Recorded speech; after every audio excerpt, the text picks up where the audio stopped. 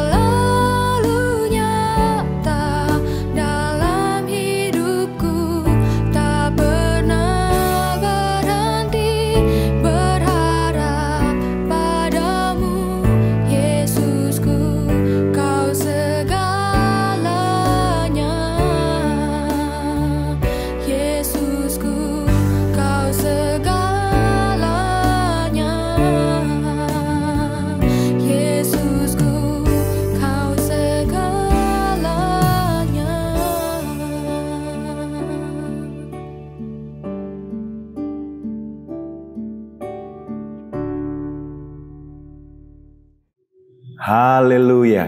Selamat pagi Bapak Ibu Saudara yang dikasihi oleh Tuhan. Satu ucapan syukur, Tuhan memberikan kesempatan bagi kita untuk kita dapat mengikuti morning worship GPDI Zion Altar pada pagi hari ini. Puji Tuhan, kebenaran firman Tuhan pada pagi hari ini akan berbicara tentang tersungkurlah dan memohon, yang terdapat di dalam Lukas pasal yang kelima, ayat 12 sampai 13. Saya akan bacakan. Pada suatu kali, Yesus berada dalam suatu kota. Di situ ada seorang yang penuh kusta. Ketika ia melihat Yesus, tersungkurlah ia dan memohon, "Tuan, jika Tuan mau, Tuan dapat mentahirkan aku." Lalu Yesus mengulurkan tangannya dan menjamah orang itu dan berkata, "Aku mau, jadilah engkau tahir." Seketika itu juga lenyaplah penyakit kustanya. Penyakit kusta adalah penyakit yang mematikan dan mengucilkan. Penderita kusta tidak hanya mengalami penderitaan fisik, tetapi juga diasingkan dari orang-orang sekitarnya. Tetapi yang menjadi perhatian adalah ada seorang yang penuh kusta. Di tengah-tengah keterpurukannya, orang ini tidak menyerah. Ia tersungkur dan memohon kepada Yesus agar ia mentahirkannya atau menyembuhkannya. Dan Yesus pun pada akhirnya menyembuhkannya. Kisah orang kusta yang datang kepada Yesus ini mengajarkan kita tentang sikap hati yang benar saat kita menghadapi pergumulan hidup. Orang ini yang secara sosial dan fisik sangat terpinggirkan, dengan penuh kerendahan hati dan dengan penuh iman, ia tersungkur dan memohon kepada Yesus untuk disembuhkan. Inilah respon yang benar saat kita ada dalam keadaan tidak berdaya, saat kita ada di dalam keadaan pergumulan atau permasalahan, yaitu kita datang kepada Tuhan, kita tersungkur dan memohon kepadanya. Setiap orang pasti mengalami titik terendah dalam hidupnya. Setiap orang pasti pernah mengalami situasi sulit dalam hidupnya. Baik itu masalah kesehatan, masalah keluarga, masalah keuangan, ataupun pergumulan lainnya. Saat tidak ada lagi harapan, saat masalah terasa lebih besar daripada kekuatan kita, datanglah kepada Yesus dan tersungkurlah dan memohonlah kepadanya. Maka ia akan menjawab setiap doa-doamu. Kisah orang kusta dalam Lukas pasal yang kelima ini mengajarkan tentang sikap hati yang benar di hadapan Tuhan saat kita menghadapi permasalahan dan pergumulan, yaitu kita datang kepadanya, tersungkur dan memohon kepadanya. Ada 3 hal yang dapat kita pelajari pada saat ini, yaitu datang kepadanya, tersungkur dan memohon. Datang kepadanya ini berbicara tentang jangan menjauh dari Tuhan saat situasi kita terpuruk. Orang kusta datang kepada Yesus meskipun keadaannya hina, keadaannya najis, keadaannya dikucilkan.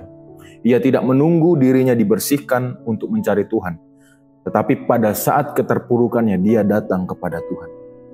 Saat hidup kita terasa gelap, saat hidup kita terasa berat, jangan lari dari Tuhan. Datanglah kepadanya. Seperti yang dikatakan Matius 11 ayat 28.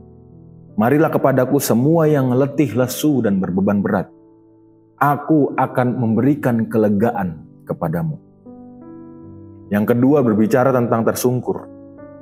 Tersungkur ini adalah gambaran merendahkan diri dan mengakui ketergantungan kita kepada Tuhan. Tindakan tersungkur ini bukan sekedar posisi tubuh yang tersungkur, tetapi ini adalah sikap hati yang rendah dan menyerah penuh kepada Tuhan. Orang kusta tahu bahwa ia tidak punya hak apapun. Hanya kemurahan Tuhanlah yang bisa menolong dia. Seperti yang dikatakan dalam Yakobus pasal 4 ayat yang ke-6. Allah menentang orang yang congkak, tetapi mengasihi orang yang rendah hati. Allah mengasihi orang yang rendah hati. Dan yang ketiga adalah memohon, berbicara tentang berseru dengan iman. Ayat ini mengatakan, ia berkata, Tuhan, jika Tuhan mau, Tuhan dapat mentahirkan aku. Doanya adalah bentuk imannya. Bentuk iman orang kusta itu kepada Tuhan. Tetapi juga penghormatan kepada kehendak Tuhan. Biarlah kehendak Tuhan yang terjadi. Kalau Tuhan mau. Yohanes 15 ayat 7 berkata, jika kamu tetap tinggal di dalam aku, mintalah apa saja yang kamu kehendaki dan kamu akan menerimanya.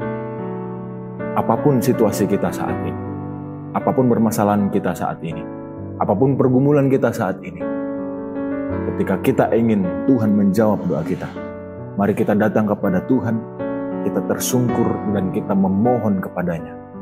Maka Tuhan akan turun tangan menjawab setiap doa-doa kita. Puji Tuhan, demikianlah renungan pada pagi hari ini. Tuhan Yesus memberkati. Mari kita berdoa. Bapa kami dalam kerajaan surga, sungguh kami mengucap syukur atas kebaikan-Mu dalam hidup kami. Atas kebenaran firman-Mu yang mengingatkan kami Tuhan.